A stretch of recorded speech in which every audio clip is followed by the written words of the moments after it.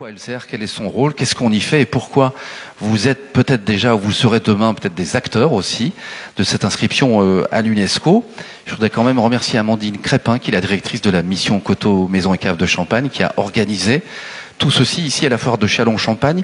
À la fin de cette table ronde, de cette discussion, il y aura, si tout va bien, la présence du patron des lieux, Bruno Forget, qui viendra signer avec Monsieur le Président Pierre-Emmanuel Tétinger une convention, puisque je vous l'annonce déjà, la mission Coteaux va accueillir au sein de son club des ambassadeurs, on vous expliquera ce que c'est que le club des ambassadeurs dans ce rendez-vous, va accueillir donc la foire de Châlons et l'UCIA. Donc là, c'est déjà une bonne nouvelle. Les uns après les autres, nos intervenants ici, présents ici, vont vous expliquer donc qu'est-ce que c'est que cette mission Coteaux, Maisons et Caves de Champagne. Je voudrais aussi saluer, outre le public qui est présent, d'ailleurs merci d'être là aujourd'hui, celles et ceux qui peut-être nous suivent là en ce moment en direct sur Facebook, puisque sur la page Facebook de la mission Coteaux, Maisons et Caves de Champagne, eh bien, il y a un Facebook Live, donc on est en direct, ça va, j'espère qu'on est assez bien coiffé, qu'on est beau, qu'on est propre. De ce côté-ci, ça va bien. Dans le public aussi, vous le voyez pas vous sur Facebook, mais le public, il est beau. Hein, on a un très très beau public. Alors, on va commencer tout de suite. Je voudrais quand même, et j'ai pas pensé à le préciser, mais c'est important, vous dire que Amandine Crépin, la mission Coteaux, Maisons et Caves de Champagne, organise comme ça régulièrement. Alors, on a appelé ça une table ronde aujourd'hui, mais ce sont des conférences. Et en fait, un cycle de conférences. Et aujourd'hui, si je ne m'abuse, c'est la 8e, hein, je crois. On en a fait 7 déjà. Non, c'est la 7e aujourd'hui. Voilà. J'étais presque dans le bon chiffre.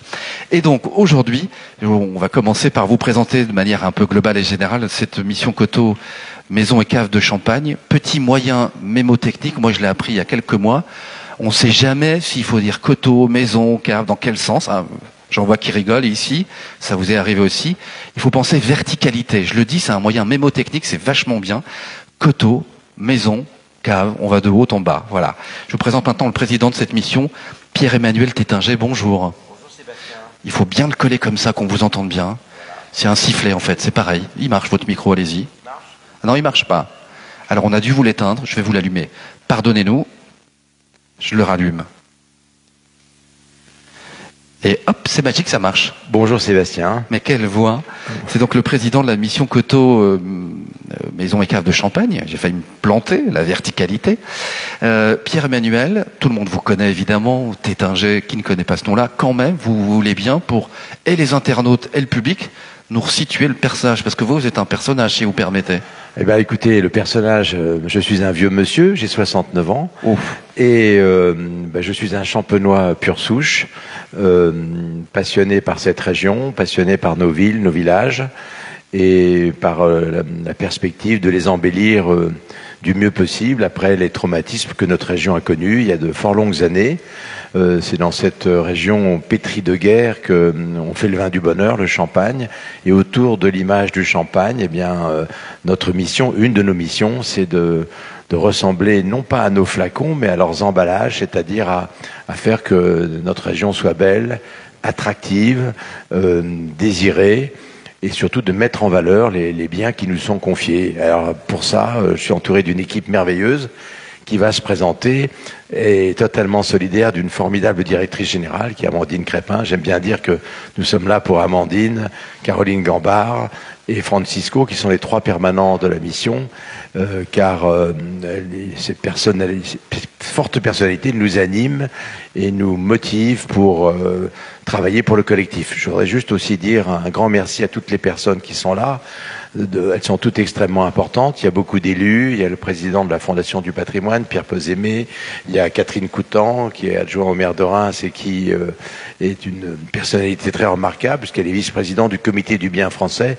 Nous allons recevoir les 49 sites UNESCO très prochainement en Champagne, à l'invitation des grands élus, et en particulier du maire de Reims, Arnaud Robinet, et de la présidente de la métropole, Madame Vautrin, et Catherine Coutan, à nos côtés depuis longtemps, participe très fortement au rayonnement de la mission. Puis je voudrais saluer bien sûr mon cher Philippe Aran, qui est devenu une personnalité depuis qu'il donne des grandes interviews, qui dirige bien sûr le tourisme dans le département. Le département nous aide aussi beaucoup, car juste, et ça sera mon dernier mot, après je passe la parole à tous mes amis, la mission UNESCO, c'est une association transversale, mais qui est au service du collectif, des élus, bien sûr, de tous les grands élus de la région, qui ont participé à ces classements. le comité Champagne, le département et bien d'autres structures, et puis avec des grands mécènes, on en parlera tout à l'heure, qui soutiennent la mission. Et une dernière chose, l'UNESCO, c'est quoi? C'est la paix par la science et la culture.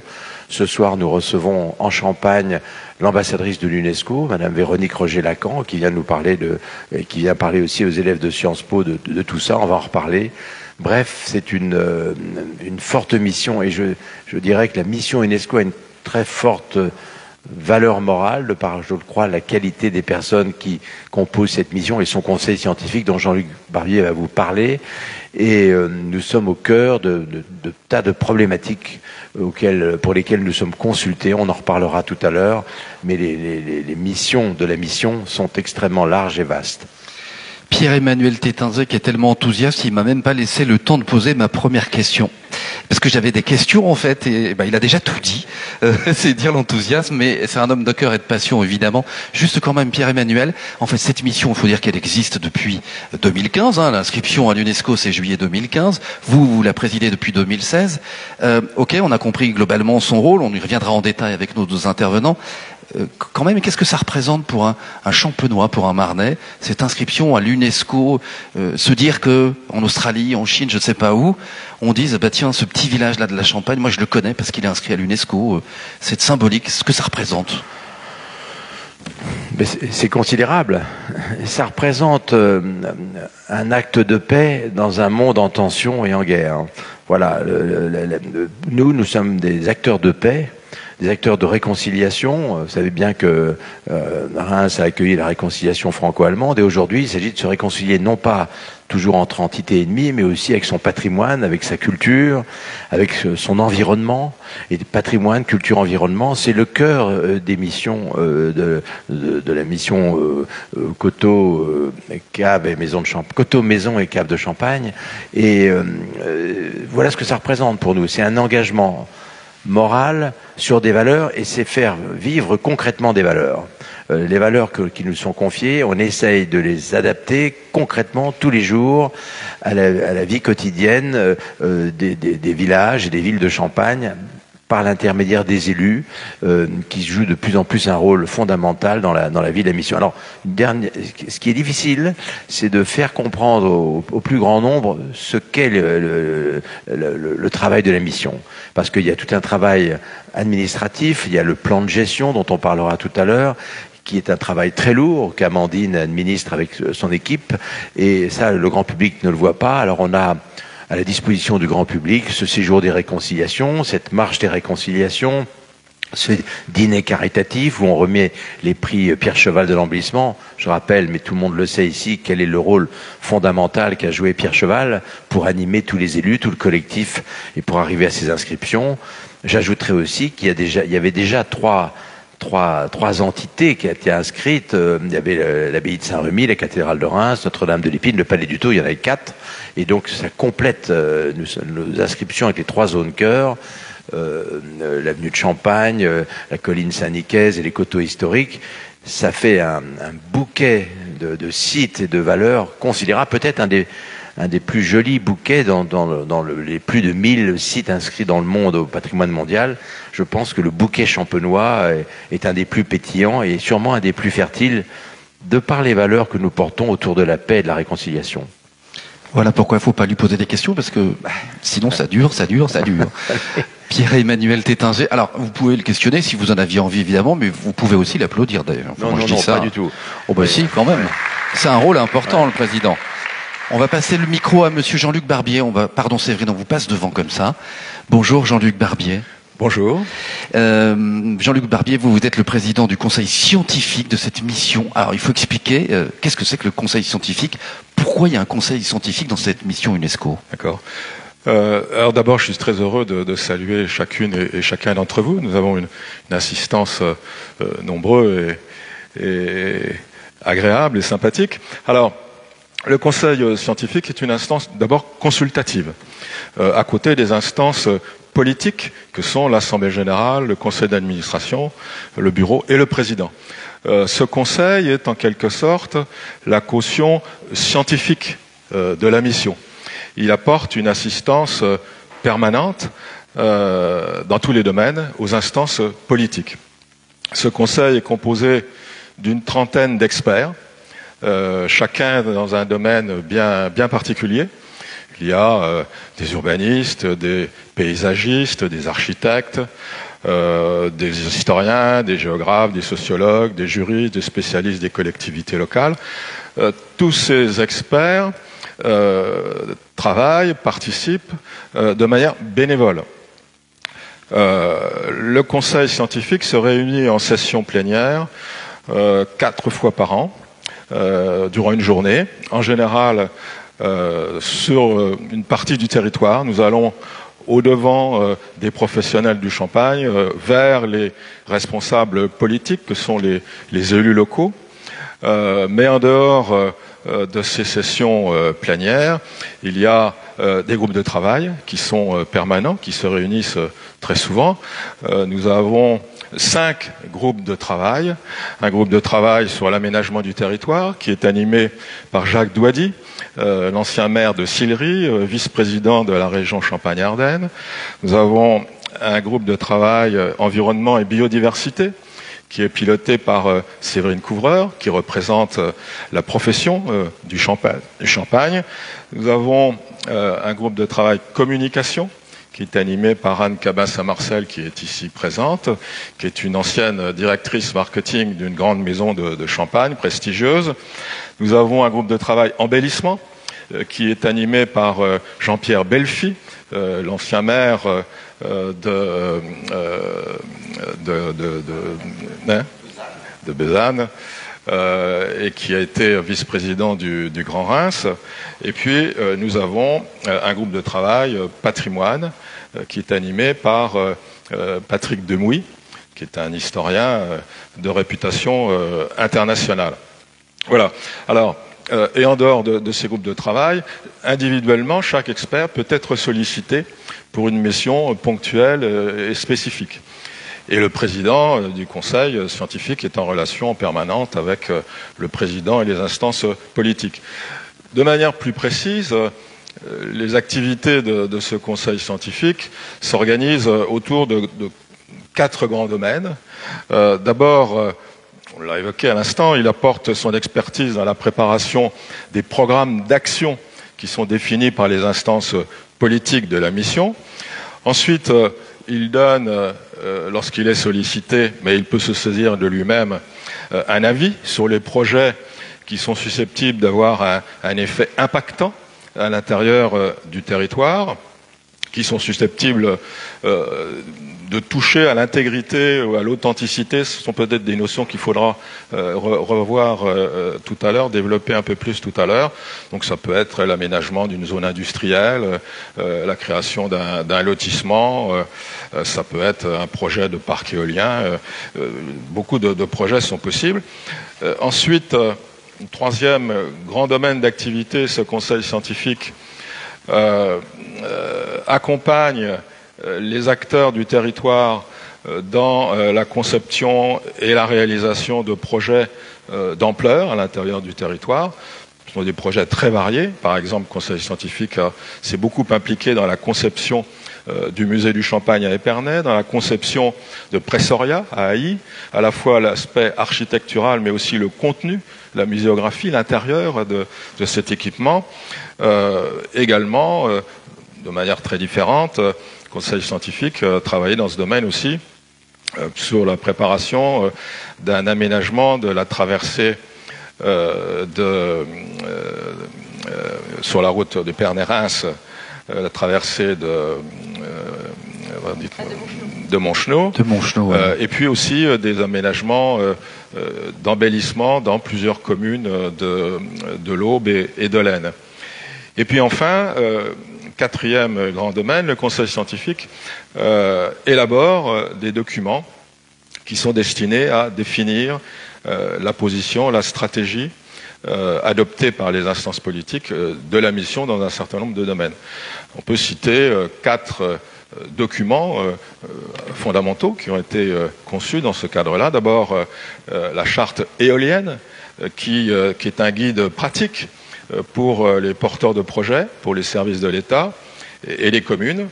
Et donc il s'agit ici de définir un cadre qui permet de concilier le développement éolien avec la préservation des paysages. Et donc, de manière plus concrète, il y a deux grandes zones qui ont été définies. Une zone d'exclusion, où il n'est pas possible d'implanter des parcs éoliens, et puis des zones de vigilance, où, dans le respect d'un certain nombre de prescriptions d'intégration paysagère, il peut y avoir un développement éolien. Mais aussi un guide méthanisation et photovoltaïque, dans le même esprit. Un guide également de conservation des caves. Et les caves font partie intégrante de l'inscription. C'est un réseau extrêmement dense, sans équivalent dans le monde. Il y a près de 2000 crayères à Reims, 180 km de caves à Épernay. Il y a environ 2000 personnes qui travaillent à l'intérieur de ces caves, qui reçoivent par ailleurs environ 500 000 visiteurs par an. Ce réseau de caves et de crayères est très fragile. Il faut le préserver parce qu'il faut partie intégrante de l'inscription. Et donc ce guide vise à apporter des conseils très concrets aux propriétaires, aux utilisateurs de ces caves pour en assurer la préservation, l'entretien et le maintien. Et puis enfin, quatrième exemple, c'est un guide de conception des documents d'urbanisme qui est en cours de préparation et qui vise à donner aux communes les instruments nécessaires pour bien appréhender leur développement urbain dans le respect de l'authenticité, de l'intégrité du bien qui est inscrit sur la liste du patrimoine mondial. Voilà grosso modo le conseil scientifique. C'est très reposant pour moi parce que je présente et puis après ils font tout le boulot, c'est incroyable. Ils ont bien travaillé. Jean-Luc Barbier, je vous ai dit, donc président du conseil scientifique de la mission Coteaux Maison Cave de Champagne. Vous êtes qui sinon dans la vraie vie, en fait? Je vous ai pas demandé. Alors, moi je suis, Pierre-Manuel est un jeune champenois, moi je suis un vieux champenois. Ah. Je suis citoyen du monde, mais ma patrie est la Champagne. J'ai participé pendant 38 ans aux activités, au fonctionnement du comité interprofessionnel du vin de Champagne. Et comme je ne sais rien faire d'autre, je me suis recyclé dans un certain nombre d'institutions champenoises. Et puis par ailleurs, c'était ma vocation première avant de rentrer au CIVC.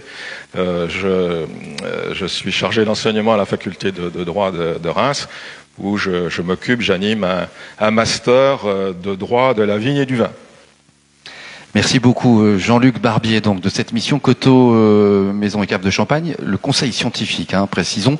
Vous nous rejoignez peut-être sur Facebook, là sur la page justement de la mission Coteaux Maison et Cave de Champagne. Vous êtes les bienvenus. On est à la foire de Châlons-en-Champagne ce matin pour cette table ronde. Et alors maintenant je vais vous présenter la vice-présidente de la mission. Bonjour Séverine Couvreur. Bonjour Sébastien, bonjour à tous. Je ne referai pas toutes les présentations qui ont été faites de l'Assemblée avant moi, mais merci à tous d'être présents. Vous êtes tous importants pour nous, tous déjà des ambassadeurs, on en parlera après. Mais voilà, alors moi, Séverine Couvreur, vigneronne, vice-présidente, grâce aux deux personnes et à toute l'équipe qui m'entoure à la mission, qui ont choisi de me faire confiance. Et voilà, et chargée également effectivement de la partie environnement et biodiversité au sein du conseil scientifique de la mission. Alors avec vous Séverine, on a plein de choses à se dire, c'est le gros dossier de la conférence, je vous le dis tout de suite, c'est Séverine Couvreur. Il y a beaucoup de questions. Et non, parce qu'en fait ils ont déjà tout dit. non, mais elle a beaucoup de choses à vous expliquer, à vous dire. D'abord, de manière un peu générale, c'est quoi finalement les enjeux là pour la Champagne? Alors les enjeux, ils sont nombreux et je pense que vous les avez vus en filigrane dans les propos qu'a tenu Jean-Luc et également Pierre-Emmanuel en introduction. On a de nombreux enjeux, on les a... alors, il y a 5 groupes de travail, comme vous l'avez vu, et il y a finalement 6 enjeux qui nous animent. J'aimerais d'abord commencer par la partie patrimoniale et embellissement, qui finalement est sans doute la partie émergée de l'iceberg, c'est-à-dire celle à laquelle on pense en premier. Quand on pense inscription au patrimoine mondial, souvent on pense au bâti. on pense aux monuments, on pense et finalement cette inscription a ceci de très intéressant, c'est qu'elle complète tout à fait celle de Reims, puisque effectivement celle de Reims, qui était une des toutes premières inscriptions au patrimoine mondial pour la France, était vraiment sur ce bâti, cette préservation des monuments qui ont traversé l'histoire. Et nous, on arrive, petit frère, derrière, avec une inscription qui parle d'un paysage. C'est quand même une notion très importante parce que finalement, on sort de l'unique côté architectural, culturel, et on associe la nature. On associe l'environnement. Et je dirais qu'aujourd'hui, vous êtes tous... alors, j'espère que vous n'avez pas tous pris conscience cet été des enjeux climatiques, mais en tout cas, on est conscient maintenant, encore un peu plus, et avec les orages qu'on a eu hier, qu'il y a quand même un enjeu réel qui se présente devant nous. Et donc, je trouve ça passionnant que nous, on ait à gérer cette dimension à la fois patrimoniale, culturelle, architecturale et paysagère, puisque derrière le paysage, forcément, il y a des questions environnementales qui se posent. Comment on préserve ce paysage? Comment on lui permet de passer les âges? Et notamment, nous, on a aussi un enjeu fondamental qui est celui de la viticulture. Est-ce que, dans 50 ans, il y aura toujours de la vigne? Et comment cette culture de la vigne se sera adaptée à des enjeux climatiques qui nous dépassent? Donc, et comment l'humain ce sera adapté à des enjeux climatiques qui le dépassent. Tout ça, c'est un ensemble d'enjeux qui sont tous liés les uns aux autres d'ailleurs. Exactement. On commence par le patrimoine, mais on est sur l'environnement, et puis après, il y a l'embellissement, il y a toutes ces choses-là. C'est ça. Tout est très lié, et effectivement, en fait, tout doit arriver à essayer d'entraîner avec nous les élus, l'ensemble des humains qui habitent ce territoire et qui sont fiers de cette inscription, et justement de susciter cette fierté. Et cette fierté, elle passe par tous les travaux qu'a énuméré Jean-Luc, que fait le conseil scientifique, parce qu'on donne des outils. Alors on va y revenir après parce que vous allez me demander. Oui, c'est ce que j'allais dire. Ça, c'est la suite de la question. C'est pour après ça. Mais sur les enjeux encore, donc patrimoine, environnement, embellissement, qu'est-ce qu'il y a d'autre encore? Il y a avec le patrimoine, avec l'embellissement, pourquoi on fait tout ça? C'est aussi, comme le disait Pierre-Emmanuel en introduction, c'est pour rendre ce territoire beau et attractif. N'oublions jamais, on parle beaucoup de l'attractivité de notre territoire. L'inscription, deux inscriptions au patrimoine mondial, c'est une source d'attractivité pour le territoire. C'est une source aussi économique. Parce que si vous attirez des touristes sur ce territoire, eh bien forcément vous créez une valeur économique importante. Alors il ne s'agit pas, dans l'enjeu du tourisme notamment, qui en est un, il ne s'agit pas de faire du tourisme de masse. De toute façon, je pense qu'on n'en est plus là aujourd'hui. Il s'agit de faire du tourisme durable. Alors c'est quoi le tourisme durable? Ça pourrait être un gros concept comme ça, bien joli, mais c'est finalement s'interroger sur la mobilité de ces touristes, sur la façon dont on les accueille, plutôt en petits groupes, plutôt dans des systèmes très très construits autour de leurs souhaits de découverte du territoire, mais plutôt douces. Donc là, on travaille avec tous les acteurs du tourisme qui sont présents ici ce matin, comme le disait Philippe Aran, Guillaume, et ça y est, j'ai oublié et Christelle Vaillant également. Christelle Vaillant qui est dans la salle, voilà. Et en fait, ça nous permet de réfléchir tous ensemble parce que le tourisme, c'est quand même d'abord un enjeu aussi de mobilité sur le territoire. Comment on favorise cette mobilité? Ensuite, c'est un enjeu d'accueil. Comment on crée des accueils beaux, valorisants? Ça, les maisons de Champagne nous ont déjà donné un bel exemple de ce qu'on peut faire. Mais après, il faut entraîner aussi tout le monde dans cet enjeu de parler anglais, bien accueillir, comment on représente un territoire qui est beau et qui a beaucoup de choses à montrer. Alors ensuite, il y avait aussi, on parlait du patrimoine souvent dans cette appellation. Dans cette inscription, vous disiez tout à l'heure que vous aviez retenu le nom de la mission, Coteaux, Maisons et Caves, grâce à cette verticalité. C'est une des spécificités fondamentales de notre inscription, c'est ce paysage vertical. Et du coup, ce paysage vertical nous oblige à ne pas oublier le souterrain. Et aujourd'hui, vous allez voir, de plus en plus, on va parler du sous-sol. Pourquoi? Parce que c'est un enjeu. Alors, chez nous, effectivement, il y a les caves, qui sont ce patrimoine bâti souterrain qui est important. Pour le viticulteur, l'enjeu, c'est le sol. c'est le sous-sol. Et ce sol et ce sous-sol aussi, derrière cet enjeu du sol et du sous-sol, il y a l'enjeu de l'eau. Vous voyez, tout est très très lié. Et nous, finalement, eh bien, on est obligé de se poser toutes ces questions. Comment conserver une cave? C'est aussi s'intéresser à tout l'écosystème qui est autour d'une cave. Comment et donc ça, c'est dans nos guides. On réfléchit justement aux infiltrations d'eau, comment on rénove, voilà, il y a plein d'enjeux. Et la mission, elle est un peu au carrefour de tous ces enjeux pour arriver à préserver un paysage qui est pas si simple finalement, puisque coteaux, maisons et caves. Donc nature, bâti et souterrain. Et je pense que voilà, si on peut résumer ça à ça, je crois que c'est une bonne. C'est un résumé, mais on peut développer si vous avez des questions. Oui, si vous avez des questions, on peut y répondre volontiers, que ce soit Séverine Coureur ou d'autres intervenants ici. Moi, j'ai d'autres questions. Ici, dans cette salle, et j'espère sur la page Facebook de la mission Coteaux, Maison et Cave de Champagne, on a probablement des professionnels, des collectivités. Je sais qu'il y a des communes qui sont présentées ici. Il doit y avoir Madame le maire, je crois. On ne dit pas Madame la maire, mais Madame le maire de la commune de Bergère-sous-Montmirail, c'est ça ? C'est bien ce que j'ai entendu tout à l'heure, voilà. Donc on a aussi des collectivités ici, il y a des professionnels. Comment leur dire à eux, ben voilà, le train il est parti depuis juillet 2015. On est parti pour un beau voyage. Il faut pas louper ce voyage-là. Partez avec nous dans l'aventure, en fait. Alors, je dirais que Madame en est l'exemple. Les élus, pour la plupart, n'ont pas raté le train, et on est très très sollicité depuis le début de cette inscription, puisqu'effectivement, comme vous le disiez, une inscription, ce n'est que le début d'un voyage. Ce n'est que le départ, et à partir du moment où on est inscrit, eh bien, on doit prouver qu'on méritait cette inscription, et on doit encore plus agir pour montrer que ce territoire en valait la peine. Nos élus sont très conscients des enjeux qui sont autour d'eux. Alors, Madame, vous la citez, elle vient avec un dossier important, qui est celui de comment on aménage le territoire en prenant en compte les enjeux environnementaux et notamment les énergies renouvelables. Comment on essaye de créer une cohabitation vertueuse entre tout ça. Et là, la mission, elle a été tout de suite plongée dans le bain, et tout de suite, ces élus l'ont alertée sur des problèmes de covisibilité et de partage de ce paysage. Pierre-Emmanuel le dirait mieux que moi, mais souvent, le paysage, individuellement, on s'en sent propriétaire et on a l'impression qu'on doit rien à ceux qui l'entourent. Mais en fait, quand vous construisez quelque chose, quand vous mettez en place quelque chose de visible sur un paysage, forcément, il a un impact visuel sur celui qui est en face.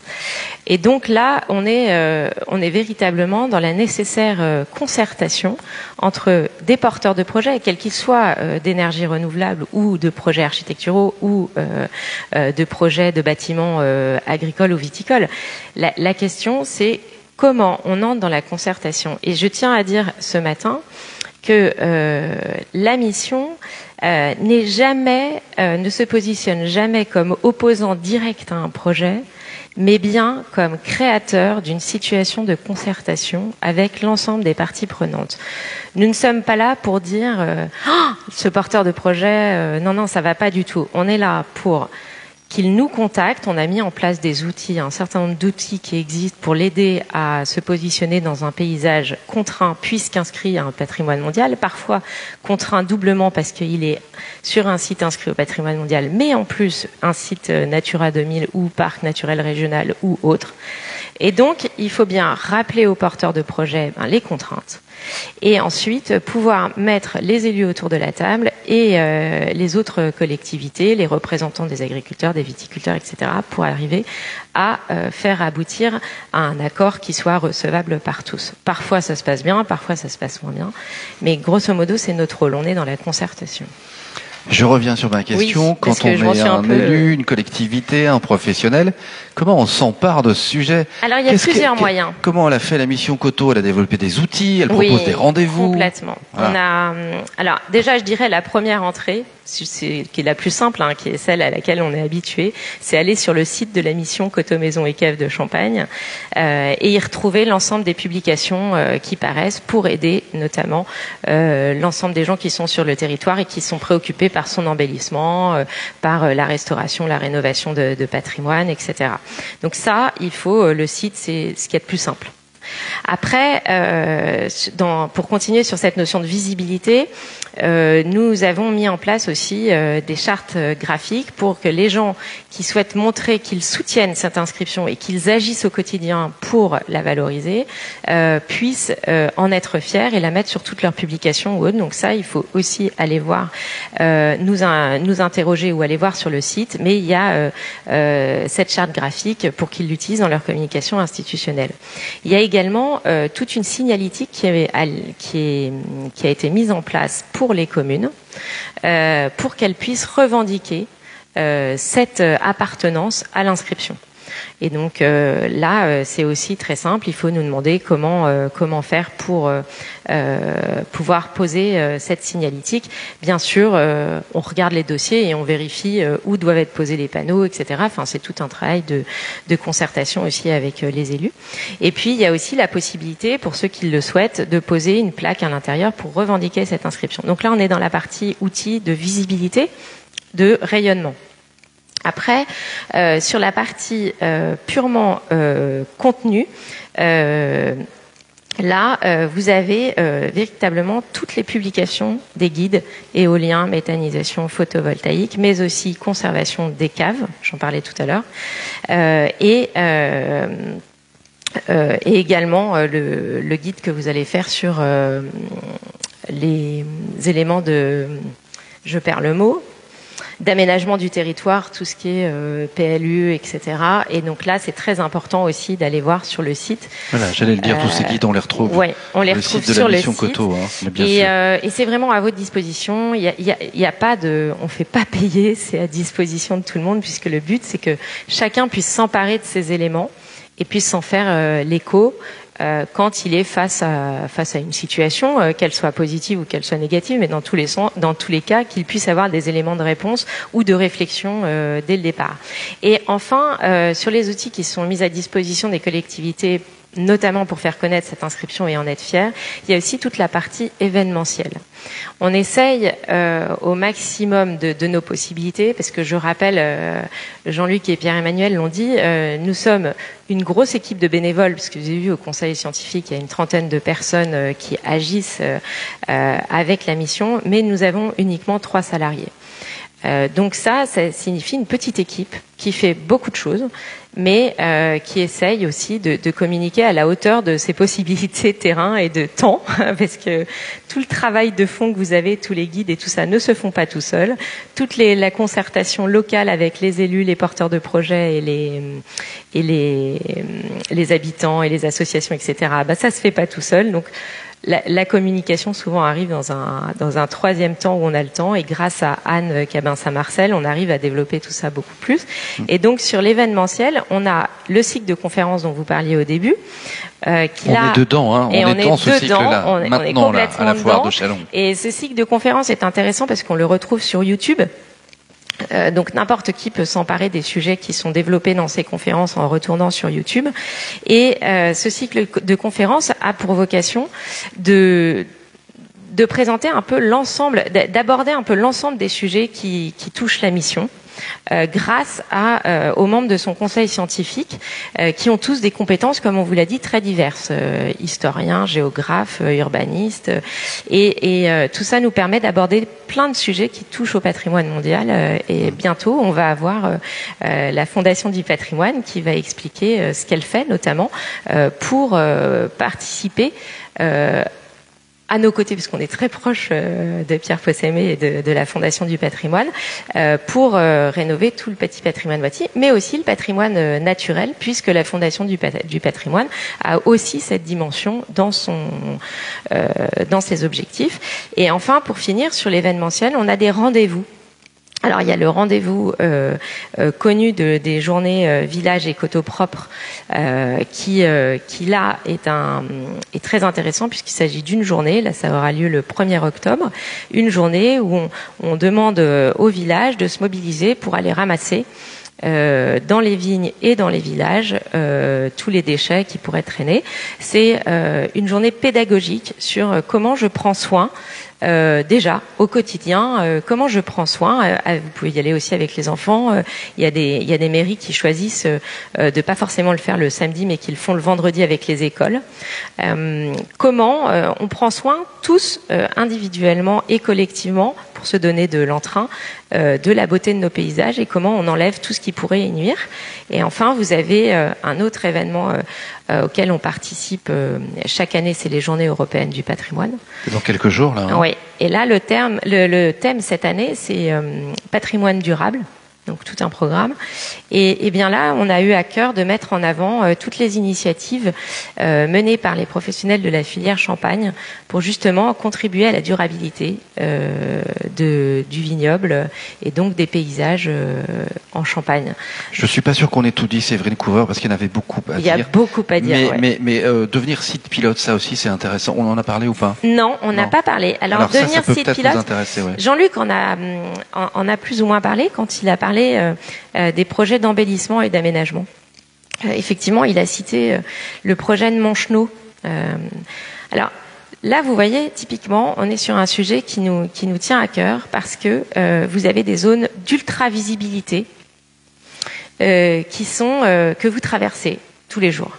Parfois, on se rend même plus compte que c'est pas beau ou que, en tout cas, ça met pas en valeur notre région.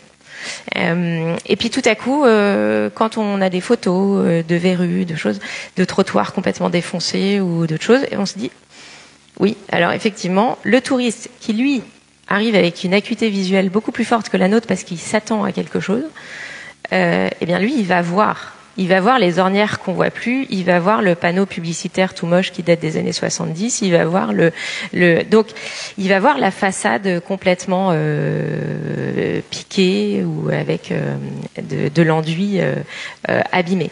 Et donc notre rôle, c'est bien entendu de faire voir à nous tous, hein. Moi je me mets dedans aussi, hein. Parfois je ne vois plus, hein. On est là pour faire voir et faire prendre conscience qu'il y a des choses à améliorer. Et ce projet de Montchenot est intéressant parce que Montchenot c'est quand même très emblématique, hein. On sort de Reims et on va vers Épernay.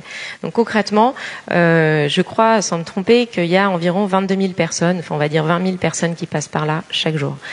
Ça veut dire que vous avez 20 000 personnes qui potentiellement chaque jour peuvent être choquées par le fait de passer par un endroit qui a été complètement abandonné d'un point de vue purement urbanistique. Et donc là, tout le monde s'est mis autour de la table, le Grand Reims. C'était une initiative du maire, hein. Il faut savoir qu'on a des maires qui sont quand même très très volontaire sur ce territoire. Le maire de Villers-Alran a dit à ses administrés, vous m'avez élu pour un mandat et mon mandat, ça sera d'embellir et de rénover Montchenot. C'est quand même beau. Moi, je me dis, voilà, c'est un engagement, il l'a pris. Et donc, nous, on est là pour qu'effectivement, sur ce mandat, peut-être que tout ne sera pas fini à la fin de son mandat, parce qu'on sait toute la lourdeur d'un projet d'une telle envergure, puisqu'il y a les réseaux électriques, les réseaux d'eau, enfin il y a plein de choses il y a tout le souterrain, tout ce qui est caché qu'il faut prendre en compte. Et donc c'est pas que l'aspect beau ensuite où on aura planté des arbres, fait la façon paysagère, ça j'allais dire c'est la dernière partie, mais il y a déjà tout ce qui doit être fait en amont. Donc si ça se trouve il aura peut-être pas assez d'un mandat, mais nous on s'est dit qu'on allait relever le défi avec lui et l'accompagner dans dans ce beau projet.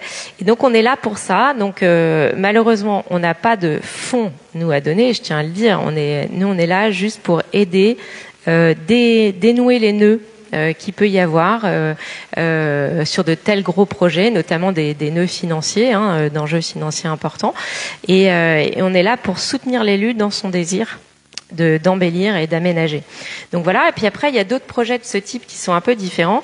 Vous avez qui sont beaucoup plus faciles et rapides à réaliser au Risset, dans l'Aube, parce qu'il ne faut pas oublier que notre inscription, c'est la Marne, l'Aisne et l'Aube. Donc, c'est très important d'y penser.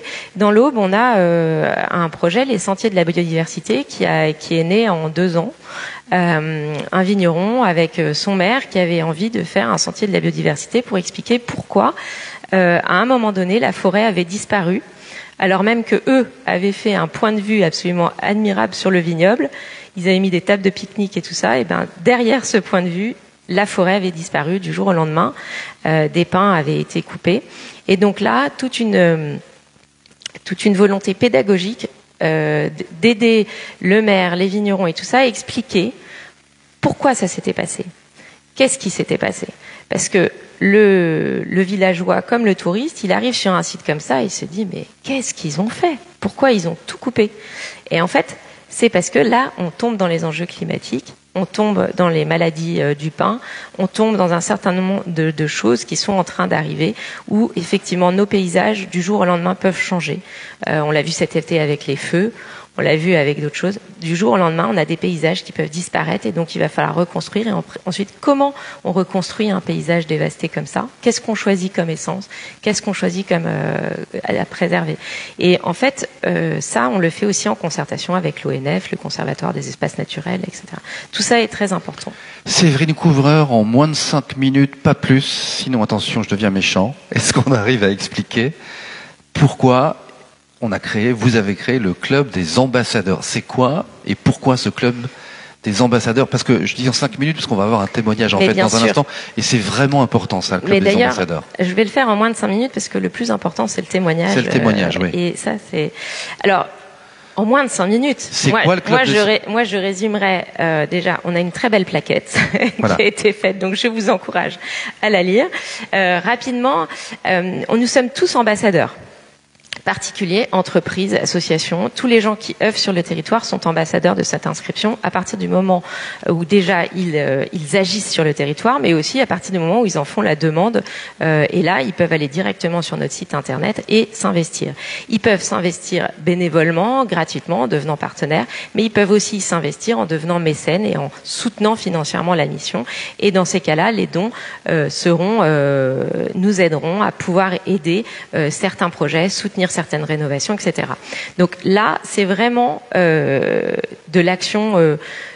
Et puis c'est en plus nous encourager dans notre travail. C'est-à-dire plus on aura d'ambassadeurs, plus on aura de gens qui viendront nous soutenir. Tout le monde peut être ambassadeur. Tout le monde. Moi, par exemple, je peux l'être. Mais bien sûr, mais qu'est-ce que je vais apporter à la Champagne et à la mission Coteau Maison Cave de Champagne? Mais ne serait-ce que d'en parler. Alors Pierre-Emmanuel, oui. Mais notre ami d'abord va dire un mot, puis je compléterai après. On va laisser parler un des grands ambassadeurs témoins. Et après, je compléterai, je dirais aussi qu'il y a des ambassadrices. Pardon, voilà. Mais oui, bien sûr. C'est simplement ça que je voulais ajouter à ce moment de la conversation, mais on va laisser parler notre grand ami d'abord, parce que c'est un témoignage qui compte, et puis après, on complétera nous. Donc, juste Séverine Couvreur, pour reprendre cette question-là, chacun en Champagne peut être ambassadeur ou ambassadrice. Oui.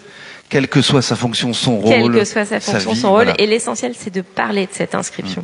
C'est d'en être fier et de la faire rayonner. Et on fait concrètement, on fait comment? Mais comment? On va frapper à la porte de la mission. Vous êtes invité chez des amis et vous avez vu quelque chose qui vous a, je sais pas, vous êtes allé dans l'Aube, vous avez vu une très belle cadole, vous en parlez avec vos amis et vous dites, ah, mais quand même, on a un patrimoine admirable en Champagne. Vous êtes allé visiter une cave, vous dites, ah, bah oui, tiens, c'est quand même très beau ce qu'ils ont fait là. Vous avez vu, vous avez été chez un vigneron, il vous a fait un bon accueil, il vous a parlé de la vigne, du vin, de la façon dont il produisait, etc. Vous en faites l'écho. Je crois que plus il y aura d'écho sur cette inscription, déjà c'est un minimum, c'est en parler. Je pense qu'on ne voit pas encore assez cette inscription partout. C'est-à-dire que concrètement, vous prenez les climats de Bourgogne qui ont été inscrits en même temps que nous, quel que soit l'endroit où vous allez, à Dijon, à Beaune ou ailleurs, ils sont fiers de leur inscription. Tous les monuments, je vous ai parlé de la charte graphique au départ, tous les gens qui ont envie d'utiliser cette charte graphique, d'en parler, de la faire rayonner sur leurs bâtiments, etc. Bon, sous réserve de nous appeler quand même avant parce qu'il faut que vous l'obteniez, mais ça c'est pas grave, nous ça va très vite, je veux dire, c'est pas du tout administratif, vous inquiétez pas, mais on regarde quand même que ce soit sur quelque chose de valorisant. On est là quand même pour être dans l'embellissement, donc on va pas aller mettre ça sur une verrue. Mais concrètement, c'est ça. C'est par exemple vous faire le relais de nos petites publications et dire ah bah tiens, si tu veux devenir ambassadeur, regarde, lis ça. Ou tiens, est-ce que tu connais la valeur universelle? Est-ce que tu sais ce que ça veut dire qu'une valeur universelle exceptionnelle? Regarde, ils ont fait une petite plaquette toute simple pour expliquer en quoi consiste ce paysage, en quoi consiste cette inscription. Donc voilà, on est tous sur les réseaux sociaux. Je vois Christophe Lévy qui est là et qui nous aide aussi sur la partie réseaux sociaux. Il a un site Art de Vivre à la Champenoise. Il fait rayonner nos publications. C'est aussi simple que ça. La Fondation du patrimoine, elle parle aussi de notre action et inversement, on parle de leur action. Donc je crois qu'on est tous acteurs comme ça en parlant. Je savais qu'elle ferait au moins 5 minutes, je le savais. On va vous présenter Christophe Kudlewski. Bonjour, est-ce que vous voulez bien vous présenter? Bonjour et bienvenue bonjour, ici. Bonjour Sébastien, bonjour à tous. Donc, je m'appelle Christophe Kuliewski, je dirige une entreprise qui s'appelle Aquair à Reims, qui est un centre de formation. Et je suis devenu ambassadeur donc de la mission pour contribuer à sa protection et au développement de notre belle Champagne. Mais est-ce que c'est le chef d'entreprise ou est-ce que c'est le champenois qui a dit tiens, moi je veux être ambassadeur? J'ai la chance de vivre dans les vignes. Tous les jours, je passe devant. Et pour moi, c'est vraiment très important de participer à la mise en valeur et à la notoriété de notre région. Alors par ailleurs, donc vous êtes au club des ambassadeurs, mais vous êtes aussi mécène en plus, hein, faut Tout à préciser. fait. Tout à fait. Donc vous, 2 fois plus, hein, alors double dose. Tout à fait. Je participe également, voilà, en tant que mécène, pour justement donner à cette mission les moyens d'avancer, d'évoluer. Et j'invite tout le monde à nous rejoindre, hein, comme l'a dit Séverine, aussi bien en tant qu'ambassadeur ou mécène ou ambassadrice hein, également, pour participer à cette belle aventure. Depuis tout à l'heure, il y a un mot qui a été lâché très souvent, c'est fierté. C'est vrai que les champenois, on pourrait se dire que souvent, ça leur a fait défaut. Est-ce que c'est de l'humilité? Je ne sais pas pourquoi, mais la fierté, c'est important. Et est-ce que justement votre rôle en tant qu'ambassadeur aujourd'hui, c'est pas aussi la fierté de participer à cette belle aventure, de représenter la Champagne? Oui. Ça donne du sens aussi à la vie, tout ça, non? Ça donne du sens à la vie, et puis on est aussi à l'ère du RSE, donc on partage un petit peu toutes ces valeurs avec nos collaborateurs, nos fournisseurs, nos clients. Faut aller de l'avant et montrer que voilà, on a un territoire. Et il faut vraiment qu'il soit qu'on soit fier véritablement de cette région, de cette beauté, tout simplement. Alors Pierre-Emmanuel, je vais vous donner mon micro. Oui, d'abord, je voudrais saluer notre plus grand mécène et notre plus grand ambassadeur, puisqu'il est là depuis la création de cette formidable aventure autour de Pierre Cheval. C'est nos amis du Crédit Agricole. Faut bien coller le micro, voilà, Pierre-Emmanuel. C'est nos amis du Crédit Agricole, voilà, qui sont là, représentés par Christelle Vaillant. C'est un peu la mère nourricière de la Champagne, au-delà d'une entité bancaire. Et je voudrais rappeler que voilà, on a un très grand mécène qui a montré l'exemple depuis le début, et depuis beaucoup d'autres nous rejoignent et nous ont rejoints. Mais je voudrais rappeler une chose. La mission que nous défendons, coteaux, caves et maisons de champagne, et moi j'aime bien d'ailleurs le fait qu'on mélange parfois, qu'on commence par maison, par coteau, par cave. Finalement c'est très bien. C'est trois satellites qui tournent ensemble et il n'y a pas d'ordre hiérarchique entre eux. Donc si les gens se trompent, ce ne sont pas des erreurs, c'est simplement la façon de faire virevolter ce manège de passion. Ce que je dirais surtout, ce qu'il y a d'important, c'est que notre mission, c'est un collectif de cœur et de concret. Il y a 3 C. Le cœur, le concret et, le collectif. Et c'est ça la mission UNESCO. C'est se rassembler autour de valeurs de cœur. Pourquoi je dis ça? C'est parce que on peut embellir des sites qui sont muets, ce sont des pierres, ce sont des bâtiments, c'est de l'histoire du patrimoine. Si on n'y ajoute pas la dimension humaine de cœur, tout ça ne vit pas. Je dis souvent, quand on restaure une église ou une cathédrale, ou si la cathédrale est vide ou l'église est vide derrière, ou tel bâtiment, où est le sens de tout ça? On met de l'argent dans des entités physiques, mais nous, les ambassadrices, les ambassadeurs, on est là pour y ajouter cette dimension de cœur. C'est un mot qui est beaucoup trop souvent oublié, cette dimension de générosité. Faire partie, en tant qu'ambassadeur ou ambassadrice de la mission Coteaux, Caves et Maisons de Champagne, c'est ajouter une dimension de cœur personnel et d'embellissement personnel. Si on embellit les sites, mais si on ne s'embellit pas soi-même grâce à ce que nous apporte l'UNESCO, alors ça n'a pas d'intérêt et notre message ne passe pas. C'est pour moi une mission d'embellissement personnel que d'être ambassadeur ou ambassadrice de Coteaux, Caves et Maisons de Champagne. Nos vies sont très courtes. On a très peu l'occasion d'exprimer une générosité. On est tous là pour remplir nos fonctions diverses et variées auprès de nos familles, auprès de notre activité professionnelle. Et je crois que cette dimension de cœur est importante. Alors, je voudrais juste rajouter quelque chose sur ce qu'a dit Jean-Luc Barbier. Quand vous lui avez demandé ce qu'il faisait, il a parfaitement décrit ce qu'il faisait. Je voudrais ajouter que dans toutes ces opérations-là, beaucoup de personnes c'est mon cas, qui ont plus de 60 ans, se demandent ce qu'ils peuvent faire dans la vie. Ce sont des personnes qui ont souvent une expérience considérable et je regrette que dans notre société, on n'aille pas chercher cette expérience pour justement toutes ces missions formidables. Alors, il n'a pas dit une chose, mais je voudrais ajouter ça, ça me paraît important. Heureusement, il n'a pas prononcé ce mot de retraite, qui est un mot idiot. Il y a un très joli mot pour expliquer ce qu'on peut faire. Ce sont nos amis espagnols qui l'ont inventé. Vous savez comment on dit retraite en espagnol ? Jubilation. Je crois que nous devons tous être en jubilation. Oui, c'est un mot que je trouve merveilleux, car il n'y a pas de retraite dans la vie, il n'y a que des sentiments de jubilation. D'ailleurs, c'est un mot que j'emploie maintenant très souvent. Tous ceux qui veulent travailler dans ces missions de cœur et qui ont un peu de temps doivent rentrer dans un acte de jubilation qui est après tout assez proche de la pétillance du champagne. Et je crois que c'est aussi ça qu'exprime notre mission. C'est une dimension humaine, de cœur, de collectif, c'est de mettre du concret sur des valeurs et des biens qui nous sont confiés. C'est un poète, hein, Pierre-Emmanuel Détinger. Non mais voilà, c'est très bien résumé. Il a dit, on arrive au terme bientôt de cette table ronde. Alors je ne sais pas si vous, dans cette salle ici, pas sur Facebook malheureusement, enfin je pense pas qu'on puisse répondre à des questions. Si on avait, si tenté, on pourrait le faire. Mais quoi qu'il en soit, dans le public, est-ce que quelqu'un a envie ou besoin de poser une question ? Moi, je voudrais juste insister encore, Séverine Couvreur, vous confirmez, mais ce rôle des ambassadeurs et des ambassadrices, ça c'est nouveau en plus. Hein. C'est arrivé il y a peu de temps à la mission.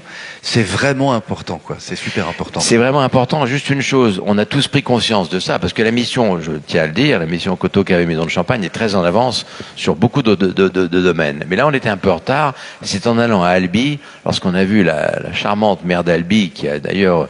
J'encourage les uns et les autres à visiter cette partie de la France qui est sublime. On a découvert qu'elle avait 1000 ambassadrices et ambassadeurs. Et là, ça a été pour nous un choc. Et donc, on s'y est mis. Mais c'est un acte citoyen UNESCO de paix par la science et la culture que de devenir ambassadrice ou ambassadeur. Mais c'est avant tout un acte de cœur. La cotisation, là-dedans, c'est de donner son cœur. Allez, il va donner son micro à défaut du cœur. Peut-être à Jean-Luc Barbier, parce que j'aimerais, et il nous reste encore 5 minutes, on devrait normalement accueillir, je pense, le patron de la foire de Châlons, Bruno Forget, avant de signer cette convention. Je vous avais rencontré pour France Bleu, parce que moi je travaille pour Radio France. Vous m'aviez raconté une histoire, moi je connaissais pas, je dois dire que je suis pas originaire de la Champagne à l'origine. Ce tableau, cette première représentation du Champagne sur ce tableau, moi j'avais trouvé cette histoire incroyable. Vous pouvez nous la raconter ? Alors c'est une longue histoire. Je vous invite à venir à la conférence que je vais donner dans la cathédrale de Reims le 17 septembre prochain sur le thème « Le Champagne sous le règne de Louis XV ». Alors ce tableau, il est remarquable. Il a été commandé par Louis XV pour décorer ses petits appartements parce que Louis XV en avait marre de faire des dîners, des soupers en grand couvert, c'est-à-dire dans une grande salle du château avec tous les courtisans, même un simple particulier pouvait venir aussi, il fallait s'inscrire. Donc il voulait être plus proche de ses amis. C'était un roi très très timide, très réservé. Donc il a fait aménager au château des petits appartements, deux salles à manger, une salle à manger d'hiver, une salle à manger d'été. Et donc en revenant de chasse avec quelques amis, il n'y avait jamais plus de 20-25 personnes, le roi dînait et consommait du champagne. Et donc il a commandé ce tableau et un autre aussi, moins intéressant, de Lancret, de Géno Jambon. Mais ce tableau de Jean-François de Troyes, qui a été réalisé en 1735, est la première représentation en peinture d'une scène de consommation du champagne. Et elle est emblématique parce que tous les codes du champagne y sont, c'est le luxe, le prestige, l'image, la notoriété, la fête, le plaisir, la célébration, l'amitié. Il n'y a pas de femme, mais le champagne à cette époque, en particulier par le biais des différentes amis proches, très proches du roi, les femmes étaient très présentes dans le domaine du champagne. Donc ce tableau est vraiment remarquable. Et il se trouve au château de Chantilly, mais une réplique à l'identique, vous pouvez la voir au musée du Champagne à Épernay. Voilà, un mot sur ça. Non mais c'était une belle histoire, voilà. Non mais je me dis, tiens, aujourd'hui on est sur Instagram, on fait des selfies. À l'époque on faisait des tableaux, quoi. Oui. Et puis d'ailleurs c'est le tricentenaire. Alors là je parle peut-être sous le couvert de Catherine Couton, mais c'est le tricentenaire Louis XV. Il y a plein de festivités autour de Louis XV à Reims, là, dans les prochaines semaines, hein, il me semble. Elle dit oui de la tête. Donc voilà, ce sera l'objet d'une autre discussion peut-être. Bon, voilà, c'est la fin de ce rendez-vous. En tout cas, merci infiniment. Oui, Monsieur le Président, il n'a jamais fini, Monsieur le Président. Non, j'ai pas fini parce que vous venez de citer Catherine Couton, qui est vice-présidente du comité du bien français.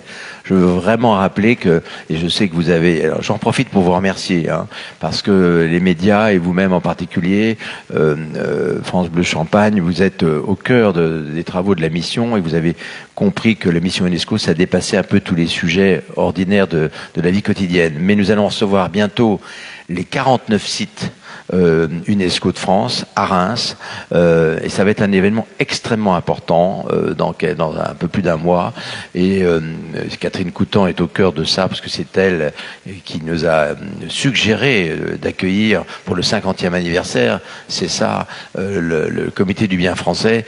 Donc c'est pour nous, en tout cas, une échéance majeure de la vie de la mission, et nous sommes très heureux d'y participer. Peut-être que ça serait bien, finalement, de demander à Catherine de conclure, si elle pouvait dire quelques mots sur ce moment de passion. Vous voulez venir au micro? Allez-y. Allez. Alors, il faut bien le coller comme ça. Alors, comme ça? Vous m'entendez là? Oui, ça bien. fait un peu bizarre, voilà. Mais voilà. Bonjour à tous. Alors effectivement, nous allons accueillir le 28 et 29 et 30 septembre donc l'ensemble des biens français inscrits au patrimoine mondial.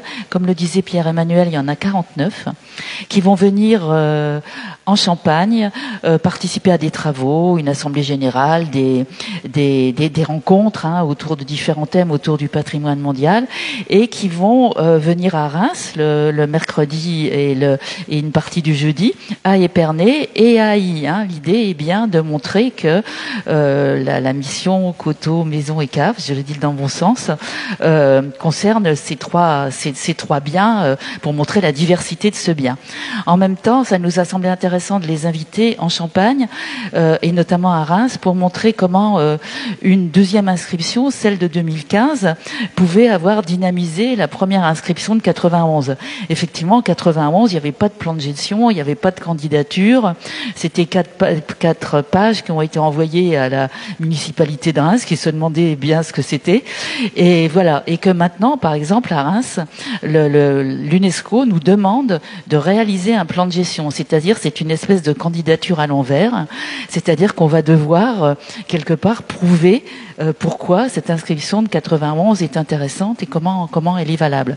Nous entamons ce travail là à la rentrée, puisqu'il a fallu déjà passer une convention, parce que vous savez que le bien de 91, c'est la cathédrale, le palais du Thau et la basilique. La cathédrale, ça appartient à l'État, le palais du Thau au CMN, au Centre des Monuments Nationaux, et la basilique à la ville de Reims. Donc il a fallu commencer par se mettre autour d'une table, faire une convention, enfin, vous imaginez la complexité, mais c'est très intéressant parce que ça va nous permettre aussi d'avoir des échanges avec la mission. Enfin, il y a sur le même territoire 2 inscriptions UNESCO, c'est assez rare, c'est même unique en France.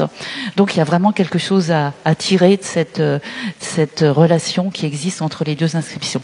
Donc c'est une grande chance pour nous d'accueillir cette association, donc qui s'appelle l'Association des biens français inscrits au patrimoine mondial. Merci beaucoup, voilà. Catherine Couton, qui est donc, je le redis aussi, adjointe au maire chargée notamment du patrimoine. Mais Catherine Couton, elle fait tout, en fait, un peu plein de choses. Elle fait beaucoup de choses. Voilà. C'est le moment de se dire au revoir. D'abord, de remercier nos différents intervenants. Alors, il y a une dame qui veut poser une question? On va vous passer le micro, alors, oui. Alors, collez-le bien, s'il vous plaît, sur le menton. En tant que maire, je voudrais remercier Monsieur Tétinger de vraiment faire beaucoup pour notre développement de notre Champagne. C'est très important parce que nous, on est un tout petit pays de vallée et une toute petite commune de 120 habitants avec des vignes. On essaye de défendre notre patrimoine et on a beaucoup de mal parce que on va être impacté par des éoliennes autour qui sont pas notre commune parce que nous, on a refusé à chaque fois. Et là, la vallée du Petit Morin est en train d'être massacrée. Et c'est pour ça que je vous remercie beaucoup, parce que c'est vraiment la richesse de notre département. Merci beaucoup, monsieur. Et à vous tous, excusez-moi. Madame le maire de Bergère sous Montmirail, voilà. Eh ben, gardez les mains comme ça, continuez à applaudir pour remercier le président de la mission. Allez-y, applaudissez. Hein. Ben, vous étiez parti, applaudissez, allez. Ben alors, Pierre-Emmanuel Tétinger, la vice-présidente de la mission Séverine Couvreur, le président du conseil scientifique de la mission Jean-Luc Barbier, et puis Gilles Kudevski, donc qui est ambassadeur et qui est aussi mécène. Merci à Amandine Crépin également, la directrice de la mission, qui s'occupe de tout ça dans les coulisses et qui ne veut pas apparaître au micro ni à l'image, mais elle fait un gros et beau boulot. Merci à tous. À la prochaine fois, puisqu'il y aura de nouveau des conférences. On fait comme on a dit, c'est-à-dire qu'on est tous ambassadeurs. Et puis on se dit à la prochaine alors. Bonne journée. Merci à vous, cher Sébastien. Merci à vous, cher Sébastien. Avec plaisir, avec plaisir. Bonne journée à tous. On va signer peut-être, mais ça va arriver. Il y a une convention, je le dis, entre l'UCIA, la Foire de Châlons, qui enfin se disent, il est temps qu'on rejoigne le club des ambassadeurs. Allez.